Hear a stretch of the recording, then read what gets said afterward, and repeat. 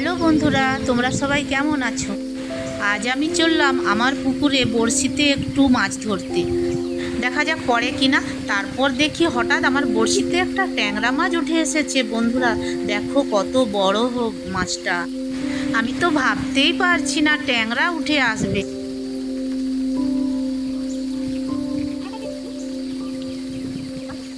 ট্যাংরাটা ধরার পর আমি ভাবলাম দেখি আরও একবার ছিপ ফেলে পড়ে কিনা। তারপর দেখি ওই দেখো আরও একটা রুই মাছ উঠে এলো। মাছটা এতটাই বড় ছিল যে টানতেই পারছিলাম।